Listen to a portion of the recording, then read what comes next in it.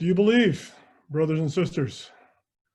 I sure do. I believe chlorine and fluoride in the water, vaccines are some of the best public health measures we've ever devised. I believe nuclear power is a good thing. Not only that, it might well be essential if we're to meet the challenges of climate change. And yes, climate change is a thing and we're causing it. I believe GMOs are essential to help farmers around the world feed themselves, their families, and growing world populations. I believe pesticides such as glyphosate are right up there in terms of importance in feeding ourselves and protecting the environment as well. And I believe the theory of evolution is essential to understanding of life on Earth, including things like human behavior and human societies. So why do I call these things beliefs? Well, I'm not a climate scientist or a geneticist or a toxicologist. At some point, I have to take it on faith that the established science on these things is true. So maybe my core belief is my belief in science. But like everyone, I'm not immune to unreason, and I still knock on wood, and I am uneasy about breaking mirrors and stuff like that. So ask yourself, how about you? Belief can be stronger than facts and last longer.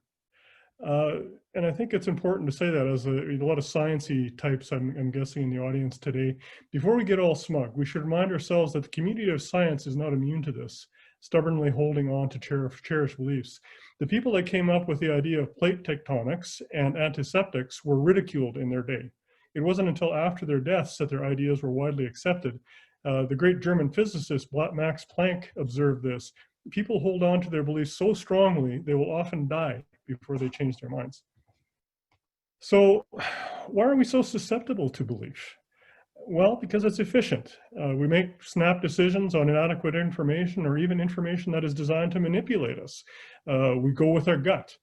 These initial decisions form the first building blocks of belief. With these initial blocks in place, we go looking for other blocks to strengthen that wall. Rarely do we look for ideas and information that weaken the wall or remove it altogether. James Alcock, he's a psychologist with York University here in Canada. He calls this the belief engine. And I highly recommend his book, Belief, to anyone that really wants to take a deep dive into the subject. It's excellent. But belief is an essential part of our thought processes. Think about it. If we had to justify every little thing we did with evidence, we would get nothing done. It would just take too long. So it's much easier to say, you know, Greenpeace says GMOs are bad. That sounds legit. Greenpeace are the good guys, and GMOs sound scary, so I'll shop from the organic aisle. Done. Now I've got to get the kids to soccer practice. But believe and don't make it so. People believe in a lot of things and get right pissed off when you confront their beliefs. Case in point, Calgary some years ago caved into anti-fluoride activists and they took it out of their water supply. Edmonton did not. A few years later, a University of Calgary researcher decided to collect some data on this. It was a natural experiment, right? It turned out that Edmonton kids had far fewer caries and cavities than Calgary kids. But for her trouble, the researcher was roundly attacked on social media. And these things don't seem to go away. In fact, they seem to proliferate and mutate. The latest one I saw on fluoride was that it causes a lower IQ. A few of the other ones you might have seen, glyphosate causes cancer and kills insects, even though it's a herbicide and not an insecticide. Microwave ovens cause cancer. This has been around for 30 or 40 years, this one. And here's a fun one. I had some fun the other day. I said, I went to Google and I typed in 5G causes and then looked for the suggestions. Well, the suggestions were causes cancer, causes tinnitus, causes hair loss, it causes global warming, and it causes hemorrhoids. And all I wanted was faster Netflix on my iPhone. So what do? Well, we asked our friends, but this can be just building a bigger bubble of belief. It's really hard to listen to someone who holds beliefs that are different from your own, so you're less likely to actually consult them or listen to them if you do. We also consult sources we trust, but we're prone to choosing ones, again, that we agree with. I try to pick from the middle of the pack. Like for media, for example, I wouldn't go to something on the left, like say Alternet in the States, or on the right, Breitbart. For Breitbart, I usually go to the like Reuters or ABC News, which is like firmly in the middle when I'm looking for news type of stuff. If you're looking for pure science stuff. I look at the AAAS, I look at Snopes, I look at the Cochrane Library, Genetic Literacy Project for things relating to GMOs and related subjects. Climate change, go to Environment Canada. Mayo Clinic is one of the choices that I trust. But other people put their trust in sources I don't consider credible.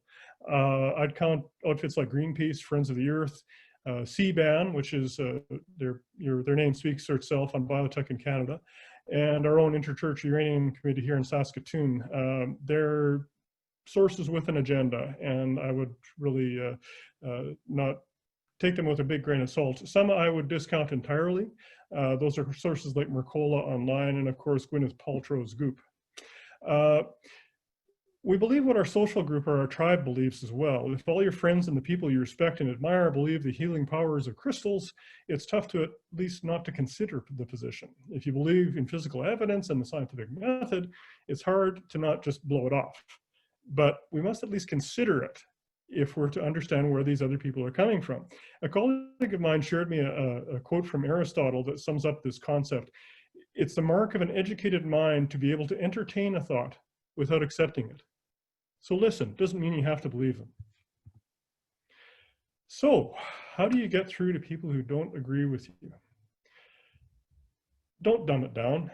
What a condescending thing to say. Here's the guy that's going to dumb it down for you. Don't you just want to give him a slap? Dumbing it down implies the person you're talking to isn't smart enough to understand what you're saying. I don't know about you, but that puts me on the defensive. It's not a good starting point for productive communication. It also puts the wrong picture in our heads about our audiences. It clouds our thinking, impairs our ability to communicate effectively. Dumbing it down implies that we're talking to fools. Our audience aren't stupid. In fact, there's something called the Flynn effect, if you can look up. It shows that at least some populations are getting smarter.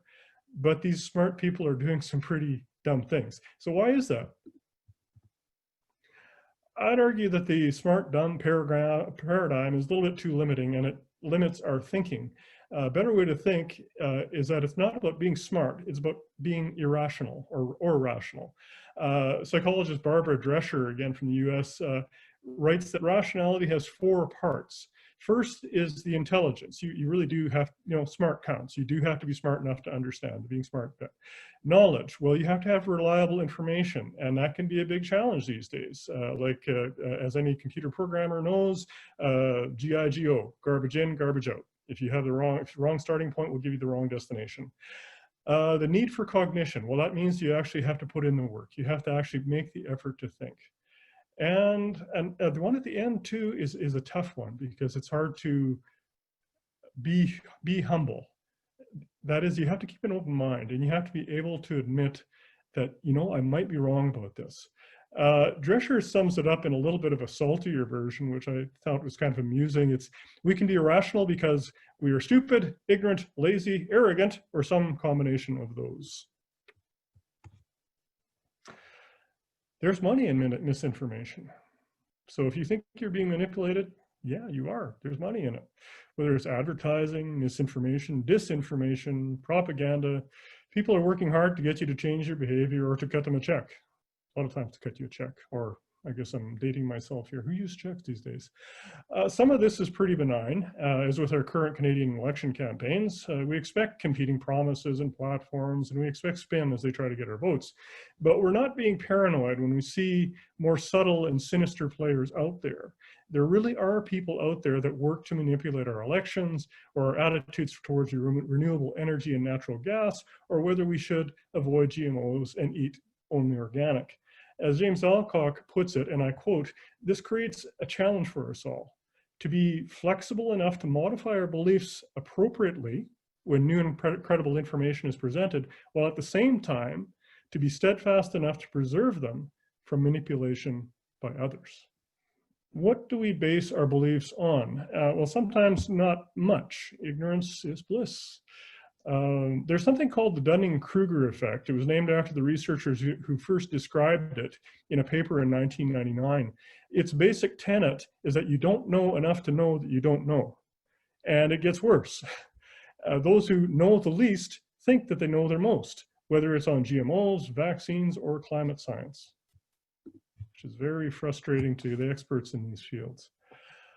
But belief is so darn comfortable. It's uncomfortable not to know. Uncertainty is uncomfortable. When was the last time you changed your mind on something you really believed in? It's a very unpleasant experience, isn't it? It's something called cognitive dissonance. And cognitive dissonance is something that you feel when you're confronted with evidence that conflicts with your beliefs. It actually lights up the same parts of the brain as physical pain. It actually hurts. So realize this is what you're asking your audience to do. It's painful to let go of a cherished belief. And eating crow is hard enough without having to swallow a side order of sarcasm and ridicule. So have some patience, have some compassion, be nice. It's important to note that just because somebody rejects one little bit of science, it doesn't mean that they reject it all. Rather, they tend to accept or reject science based on their core beliefs. This is why you can have people that accept the safety of GMOs and reject the idea of human-caused climate change, or vice versa. As Canadian atmospheric scientist Catherine Hayhoe puts it, that's her here, she says, most people don't reject science wholesale because they actually have a problem with the science. Rather, they selectively reject a specific set of scientific findings, those they perceive to be a threat to their ideology or worldview or their identity. So as science communicators, where do we go from here? Well, you're an idiot is not an effective communication strategy. Yet there's plentiful examples of science sites out there pointing out examples of the absurd and making fun of them. If you're trying to reach people outside your bubble, you're wasting your time. People double down and they stop listening. And they'll actually harden their positions. That's something called the backfire effect. Again, another psychological phenomenon that we're all prone to. Nobel laureate Daniel Kahneman wrote a book a few years ago called Thinking Fast and Slow. The thinking fast part, I mentioned earlier when I was talking about the belief engine. The thinking slow part is taking your time and engaging logical thinking. In other words, being rational, as I said before. Our goal is to get people to question their positions and get them to stop and think. So how do we do that? Well, surely I can just tell them the truth and they'll come around, right? There's a name for this approach. It's called the information deficit model. But when you're up against belief, it doesn't really work very well. Yeah, you may be right, but so what? Who cares? Do facts matter? Don't despair though. It turns out that knowledge does have the power to change beliefs if it's presented correctly and you don't expect miracles. John McPheeters, he's a University of Regina social psychologist. He did a study on GMO's attitudes a year or two ago. He found that people will change their attitudes if presented with information on GMOs that is neutral and easy to understand. But he found that such materials are really hard to come by when they went looking for them on the interwebs. He also observed that they had to start at a way more basic level than they had anticipated. They had to explain what DNA is and how it works, for example. People told McPheeters, and I quote, "I've had people say they try not to eat things that contain DNA because they're afraid it's going to contaminate their genes." So, lessons learned. Aim for neutrality and simplicity. Don't assume you know what your audience knows before you start planning your communications. Find out what makes them comfortable and what makes them afraid. Do your research. So, does this mean the information deficit model works after all? Well, to a point. McPheeters found that people become more willing to accept GMOs after getting the information, but not totally willing. For example, 46% of the control group were willing to eat GMOs. McPheeters' information strategy bumped this up to 68%. So, significant achievement, but no silver bullet. So who are we talking to anyway? There's a saying in public discourse that 20% of people will hate you, what you're saying, and 20% will love you, and 60% are in the movable middle. The most vociferous voices of opposition on any issue are unlikely to change their minds, nor are the most ardent supporters. But the movable middle, if they're paying attention at all, they're sitting on the fence. And our job as communicators is when they're ready to get off the fence, is that they get off on the side of the true and not on the side of the woo. So there's a few ways to do this. Here's one. Talk for the third ear. Basically, this means talking as if you don't know anybody else is listening, but you do, and they are. We do this with kids all the time. Like you're trying to get a kid to believe you. So you'll talk to their aunt and say how great they did in school, not, you know, pretending that you don't know they're in the next room, that type of thing. But the talking for the third ear does some interesting things. It's very non-threatening. People will listen to an opposing view if if it's not directed right at them. If it's a topic that interests them, they will listen to it. They'll compare it to their own views, if for no other reason to see if there's any holes that they need to shoot down. But they're listening, and that's the big point. Another thing we can do, and all of us can do, I suppose it's probably good for interpersonal relationships as well, but this is hard to do with people that really have views that you really disagree with or really think perhaps are even absurd. Be an active listener. Don't be that guy that looks like he's listening but is actually just waiting for you to finish so he can talk. Listen attentively, process, ask strategically, ask for clarification. Well, if that's true, why is this like this? Your objective is to show them you're taking their position seriously, but you see some inconsistencies that you find puzzling, and your goal is not to change their position, but to get them to doubt it, and in doubting it, engage that logical decision-making, thinking slow process. So a few other things that we can do. One of the nice things about misinformation has come up, particularly how the spotlight has been shone on it ever since 2016 in the events thereof in the States, is that there's been a lot of research in this area. There's been a lot before that goes back quite a ways, but this really, you know, kicked things up a whole other level, both for science communications and elsewhere. But let's take a look at a couple of things. Terry Flynn, another Canadian researcher, and Tim Lee came up with a kind of 10 things that you can do to address this. And it's actually in a document called The 10 Ways to Combat Misinformation, and you can find it on the Institute for Public Relations website. One of the things that you should do is to, you know, provide detailed but concise explanations that keep it tight. Like this is, people have really super short attention spans. I'm sure you've heard that trope out there that people now have a shorter attention span than some goldfish. So make your point very quickly, right at the top. Explain using alternate accounts. That means something like, you know, say, knock out the falsehood and backfill the gap with, give them an alternate. So if you're taking the falsehood out, give them the true that goes into that hole. Don't just leave a hole for somebody else to fill. Repeat your corrections. Repetition builds belief. And, you know, this is actually a well-known propaganda tool. Well, let's turn it to our advantage here. The more familiar the information is, the more likely it is to be taken as true. And don't repeat the misinformation without the right context. Concentrate on why it's wrong. And then correct immediately. The longer a falsehood is out there, the stronger it gets. The more bricks get into that belief wall. And one of the things that for communications people as well, the urgency to get your message out there, that means you have to appoint somebody that is monitoring your social media feeds and has the agency to act and put in the alternate narrative immediately. You do not have time. You don't have 30 minutes, you don't have 30 hours, you have about 30 seconds. Another thing you can use is visuals. This particular visual is Seralini and one of his infamous rats. Well, look at that poor rat. Like, doesn't that really just make you feel bad? Look at those nasty freaking GMO scientists. They're giving cancer to rats. Well, it's an image and it's totally wrong, but it sears into your brain, right? That particular rat is a Sprague Dawley rat, and if you wait long enough, they all get cancer. That's what they're designed to do. But what you do, what it does, an image like that, it evokes emotion, either good or bad. Graphs, you know, if you have some fixed statistics that you need to get across, well, you can use some graphs. Pictures carry not only information, but emotion and feeling, like I said before. And what we want is images that people can trust. Sometimes people have faces that they trust as well as certain spokespeople, but we'll get to that later. So one other thing that you want to do is inoculate against information. It's like a information vaccine. Get the good stuff out there early and often.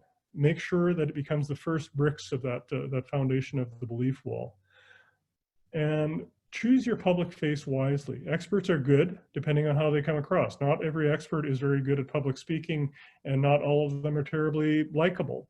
I really like Joe Schwartz, for example, over at McGill. He's a very likable guy, just an excellent science communicator. Uh,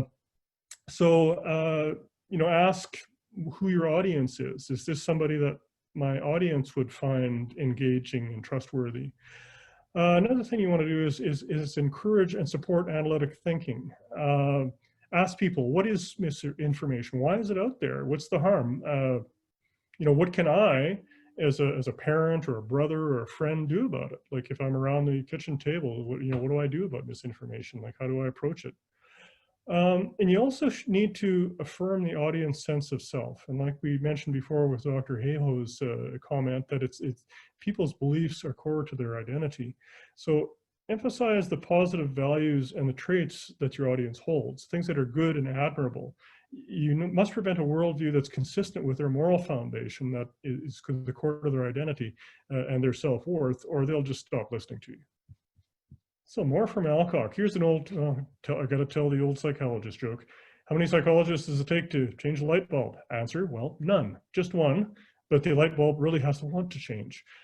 Okay, I blew that one, but I'll be here all week. Here's a few ideas from James Alcock on how to fan that desire to change in your audience. First, you plant a seed of doubt. That's sort of like the third ear method. You answer a sincere question. You see the hole, you ask about it. You don't attack the hole. You just say, yeah, this doesn't make sense to me. Could you explain this? You can find a wedge issue. For example, if somebody says capital punishment for those nasty folks that need it, well, what happens if an innocent guy gets killed? Was that worth it? Like try to, look at the flaws in your argument and put a wedge in there. Counter explanations, have them play the devil's advocate. Like say, okay, why do you think those people think the way they do? And really press them on that. Try to put them into the other person's shoes. And don't focus on the false. For example, rather than push against the anti-vax stance, stress the dangers of communicable disease, such as old folks and young babies dying of flu, babies with whooping cough, personal experiences. There's still polio survivors out there, for example. I had a cousin that was permanently crippled by polio, and there's still a lot of survivors out there. And again, allow them to save face. Nobody wants to hear you're an idiot or even feel like they're an idiot. So tell them, I can understand why you would believe that. I like that. That's very interesting information. I mean, anybody would, come to that position, but, and then go on to yours. So give them an easy way to back down and save face. So what does all this look like when you roll out in a communications campaign? Well, let's take a look at a COVID-19 example. Canadian youth and youth in general haven't been great at masking up to help control the pandemic. Robert Soroka, he's a professor of marketing at Concordia University, says this boils down to three problems. Our health messages are going out on traditional media, which millennials don't use. Our health messages use painfully contrived, fear-based languages like, you're gonna die. Millennials don't believe you. Our health messengers are stuffy, middle-aged authority people. Millennials have been ignoring such people all their lives. So what do?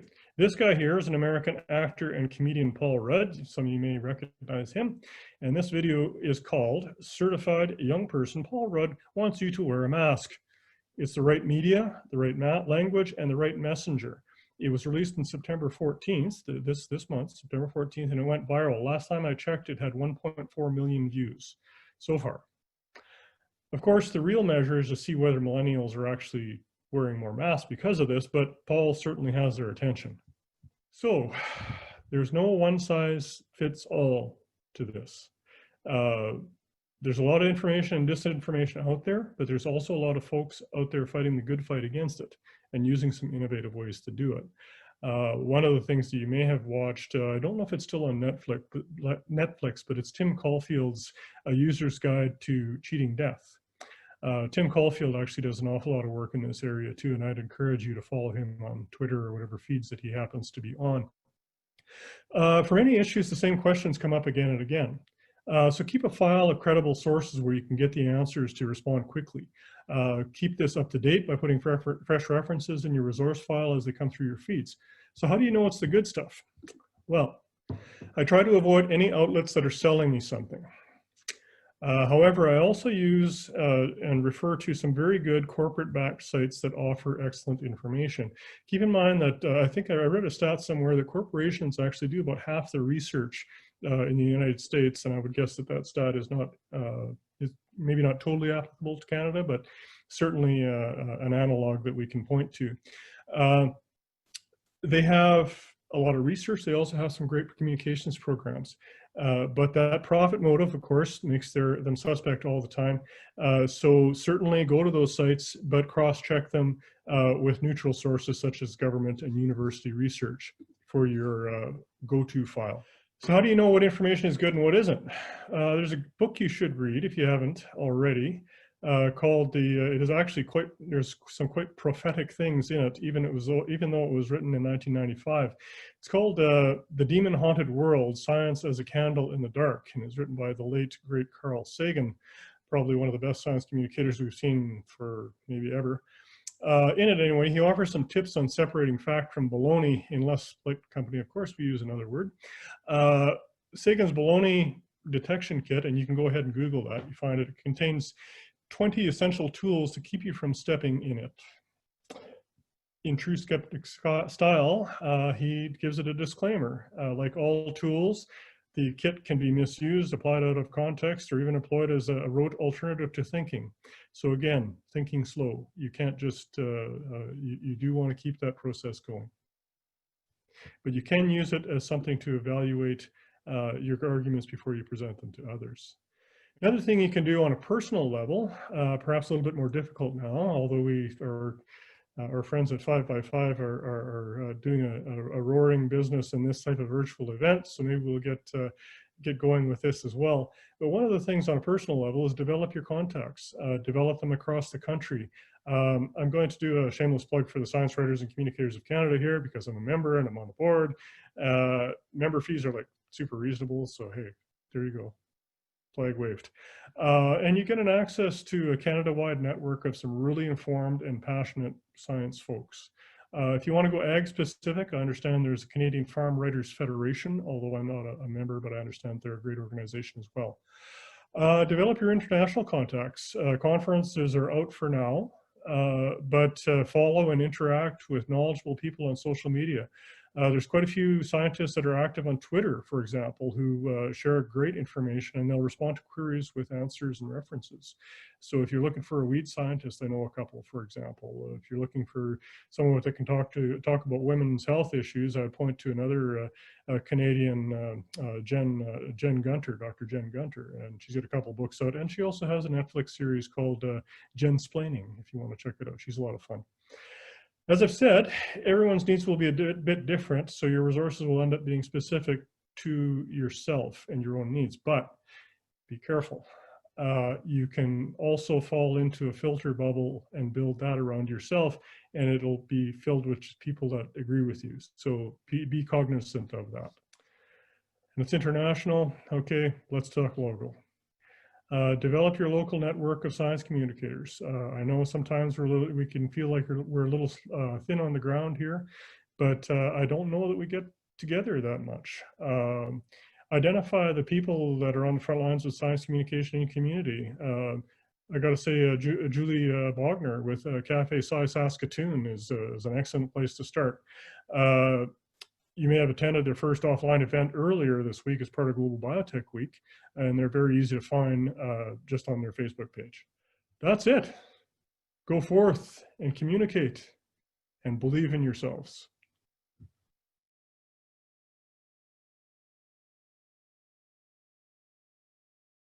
So what is the definition of neutrality here? From a journalist's point of view, is neutrality the same as equal time to both sides? There's two issues there. Neutrality has a lot of facets to it. One of the things that I try to use is the media bias chart. Unfortunately, it's just confined to U.S. media, and that's where I've got the data with regard to saying Alternet and Breitbart News and ABC and Reuters and that sort of thing. There's a whole set of parameters they use for doing that.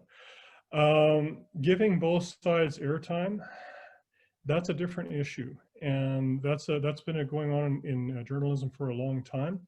And sometimes, like just because sometimes there's only one side to an issue.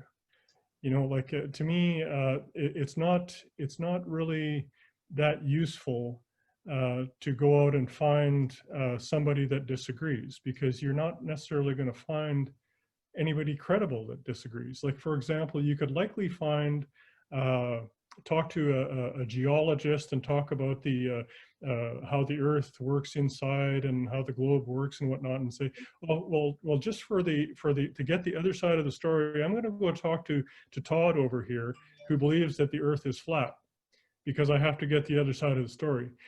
That's not the other side of the story. And that doesn't add anything to it. It just confuses the issue. Even worse, I think, things like down in the States, again, we see some of that up here too, with like QAnon and the Proud Boys and that sort of thing. Some of this stuff is just pure lunatic fringe and needs to be treated as such. Responsibility of the journalist is to find credible sources, and not just, it's a bit of a cop-out to say that my story is only as good as my sources. Well, yeah, but you know, you should be able to spot a flat earther a mile away. I guess I have one question. As a science communicator, how do you just keep from getting really frustrated? How do you keep on going? Well, to me, it's to realize it's one of those things that just is out there. It just is. Like right from the very beginning of science communication in the modern age, say when Jenner came out with the smallpox vaccine, there were anti-vaxxers back then. There were anti-vaxxers back then with illustrations of cows popping out of people's knees and stuff like that, because the first vaccine was based on cowpox, of course. There are things like you look further back and say, like when Semmelweis was trying to get the doctors in this hospital to wash their frickin' hands after teaching their students on cadavers, and then you're going to go deliver babies, and the women were dying. You know, that communication failed as well until somebody finally got it around. Like enough old doctors finally died that they accepted that, yes, you do need to wash your hands and use antiseptic before you actually go from one patient to another. So I guess the short answer is that it's a process. It's always been with us. It will always be with us. The challenges that we have now aren't new, but they've been turbocharged by the information age, and particularly social media. Algorithms, you know, we have new challenges, but we're just going to have to learn how to use these new tools to be more effective. The wave of disinformation and misinformation has always been there. We just need to know how to build a better high-tech boat to ride it. What's your opinion on graphics as a tool for science communication? I actually haven't used them myself, but I'm going to give you some. I've been meaning to actually follow up on this after a little bit of a little snippet that came across the transom the other day that told me that millennials actually get an awful lot of their information through Instagram. And I'm thinking, Instagram, it's a file, it's a photo sharing service. Like, how can that possibly be an information conduit? But memes, fantastic place to throw it out there. One of the things about memes is that we're talking about attention spans again. A meme combines a very brief image, or a very brief message with a powerful image. It sticks. Like, have you've seen the meme with Inigo Montoya with, you know, I don't think that means what you think it means. I've seen that one a lot, and it sticks in my brain. It sticks in everybody's brain.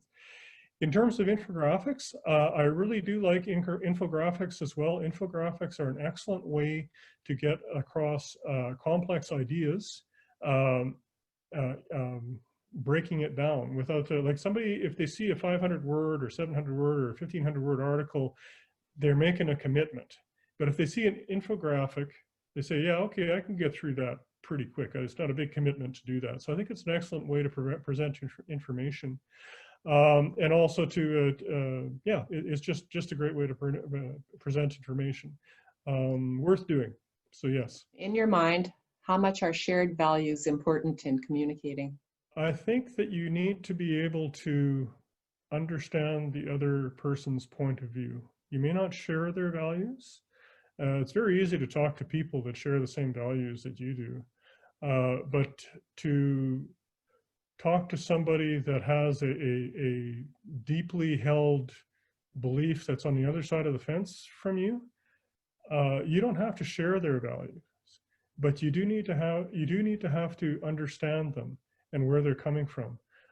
Because if you don't, the messages that you craft will be basically, I heard somebody say it's basically, two sets of monkeys in a pen throwing feces over the fence at each other. You have to be able to have, if not empathy, at least some the ability to listen to them and consider what they're saying. So you don't have to share the values. There's values that I find abhorrent. For example, some of the things coming out of the U.S. today, out of the nowadays with the government, the white supremacy stuff, the racism, and we see some of that stuff up here in Canada too. We're not without our sins too, but those I find abhorrent. But I'd still need to be able to understand how somebody could come to such a position if I'm going to have any hope of actually crafting a message to bridge that divide. Sometimes, like I was saying, the 20% that are with you and the 20% that are against you, it's just, you have to realize that it's never going to happen, and just walk away and look for greener fields that can benefit from your efforts. With all the strategies you shared for science communication, example, encourage analytical thinking, etc., how important or essential is it that the person or people you are communicating with are willing to accept that they may be wrong in their belief? How do we get people or ourselves to accept this? Again, we're going to the movable middle. The 20% that are against you, you might just have to write them off. But in that group, there will be some undecideds. And for those people, you have to, what I would try would be say, okay, how did you arrive at that position? Here's an alternate explanation for that. Or could you explain to me? And, here's something that, we'll show you. It's a matter of trying to put a little wedge in and get them to question and get them to think a little bit. And sometimes, like with the movable middle, it's a worthy pursuit to finally to say, okay, well, how would you do that? How would you do that? You can also throw things out there that show them that you share some of their values. Like, for example, I'm a little skeptical about huge rollouts of renewable energy, but I care about the environment a lot, and I care about climate change and what we do about it a lot.